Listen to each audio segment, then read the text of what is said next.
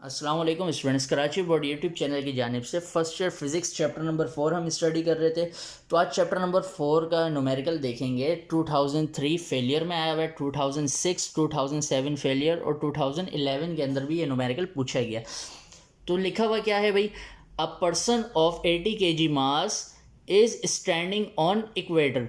एक पर्सन है, उसका मास कितना है 80 kg, वो खड़ा हुआ है इक्वेटर पर। इक्वेटर क्या होता है भाई, जैसे ये अर्थ है, अर्थ को दो हिस्सों में डिवाइड करने वाली लाइन, उसे हम कहते हैं इक्वेटर।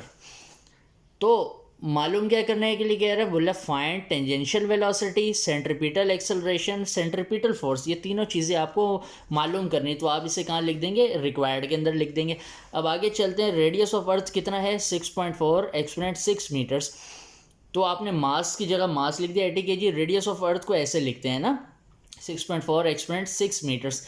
अब वो क्या कह रहा है भाई, it completes 1 revolution in 1 day. यानी आपको जो टाइम पीरियड दे रहा है ना, वो कितना दे रहा है, 1 डे दे रहा है ना।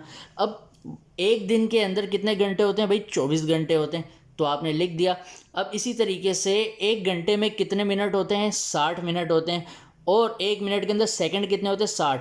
यानी कि मिनट को 60 सेकंड से मल्टीप्लाई करेंगे तो 3600 आएगा। अब 3600 को आप मल्टीप्लाई करेंगे 24 से, तो आपके पास आएगा 86400 सेकंड आ जाएगा। तो अब इसको सॉल्व करते हैं। टेंजेंशियल वेलोसिटी का जो फार्मूला है वो आपको यूज़ करना पड़ेगा, v इक्वल आर ओमेगा। लेकिन हमने देखा था भाई, ओमेगा जो है वो बराबर होता है किसके, 2 pi upon capital T, time period के।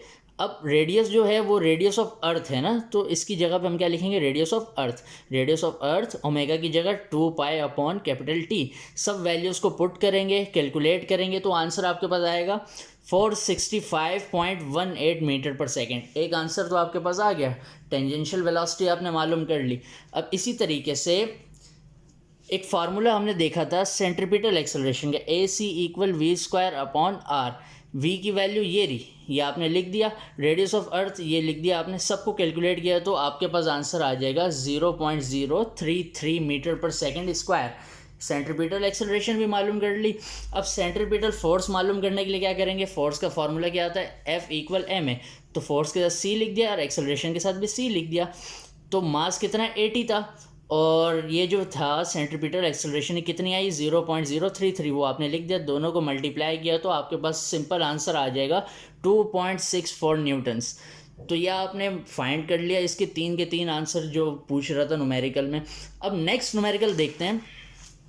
नेक्स्ट न्यूमेरिकल में कह रहा है भाई, वो टार्जन है।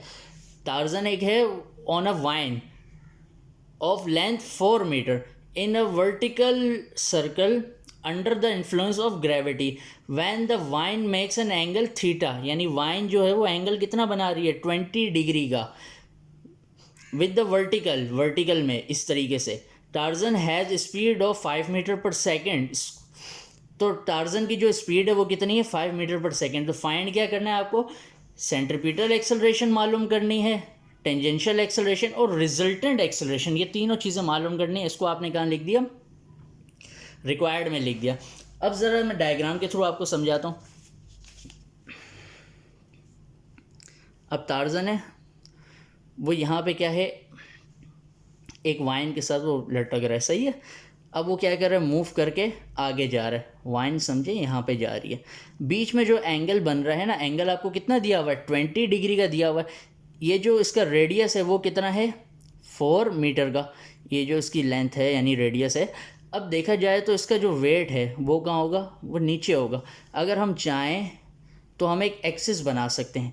तो यहाँ पे हम एक एक्सिस बनाते हैं, इस एक्सिस का नाम रखते हैं एक्स एक्सिस, और यहाँ पे एक एक्सिस बनाते हैं उसका नाम रखते हैं वाई एक्सिस।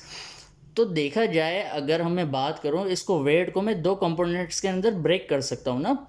तो कैसे ब्रेक करूँगा मैं, तो ये वाला जो है ये हो जाएगा वेट का एक्स कंपोनेंट, और ये जो हो जाएगा ये वेट का वाई कंपोनेंट हो जाएगा। अब जो डब्ल्यू एक्स है वो बराबर हो जाएगा किसके, टी के। यानी डब्ल्यू एक्स है वो बराबर हो जाएगा टी के। तो इससे तो हमारा कोई लेना देना नहीं है, ये तो बैलेंस है। टार्जन ऊपर और नीचे तो हरकत नहीं कर रहा, आगे ये पीछे जाएगा ना ये। तो हमने बोला भाई एक फोर्स है जो वाई एक्सिस में लग रही है वो बराबर हो जाएगी किसके, वेट के वाई कंपोनेंट के ना। तो इसको ज़रा देखिए, फोर्स का फार्मूला क्या होता है, एम ए। इसी तरीके से इसकी जगह पे हम लिख सकते हैं डब्ल्यू साइन थीटा।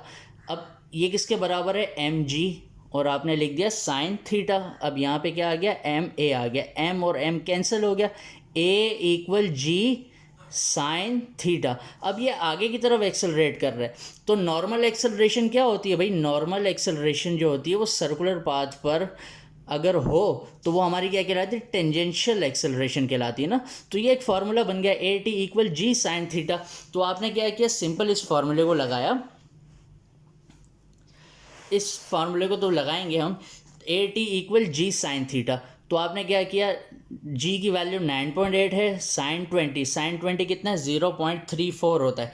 तो इन दोनों को मल्टीप्लाई 9.8 मल्टीप्लाई 0.34, तो आपके पास टेंजेंशियल एक्सेलरेशन का फार्मूला आ जाएगा 3.35 मीटर पर सेकंड स्क्वायर। सेंट्रीपिटल एक्सेलरेशन के लिए क्या करेंगे आप, सिंपल आपने वैल्यू तो ये पुट कर ली थी, इसे बताने की ज़रूरत नहीं होगी। वेलोसिटी 5 थी, जो एंगल था वो 20 था, रेडियस 4 है, ठीक है। सेंट्रीपिटल एक्सेलरेशन के लिए क्या करना पड़ेगा आपको, सिंपल सेंट्रीपिटल एक्सेलरेशन के लिए सेंट्रीपिटल एक्सेलरेशन के जो फार्मूला है आप वो लगाएंगे। सेंट्रीपिटल एक्सेलरेशन का formula a C equal we square upon r. Values put की, आपके पास आंसर आ जाएगा क्या भाई, 6.25 मीटर पर सेकंड स्क्वायर। अब आपके पास टेंजेंशियल एक्सेलरेशन भी है और सेंट्रीपिटल एक्सेलरेशन भी है, दोनों वैल्यूज़ मौजूद हैं। तो अब आपने क्या करना है, रिजल्टेंट एक्सेलरेशन मालूम करने है। रिजल्टेंट एक्सेलरेशन याद रहे, सेंट्रीपिटल एक्सेलरेशन को और टेंजेंशियल एक्सेलरेशन को हम क्या करेंगे, प्लस करेंगे, ऊपर अंडर रूट लेंगे तो हमारे पास रिजल्टेंट एक्सेलरेशन आ जाएगी। सेम दोनों के वैल्यूज़ को रखेंगे अंदर, सेंट्रीपिटल एक्सेलरेशन और टेंजेंशियल एक्सेलरेशन के स्क्वायर लेंगे। स्क्वायर लेने के बाद दोनों को ऐड करेंगे, इसका रूट निकालेंगे, तो आपके पास सिंपल आंसर क्या आ जाएगा, 7.09 मीटर पर सेकंड स्क्वायर।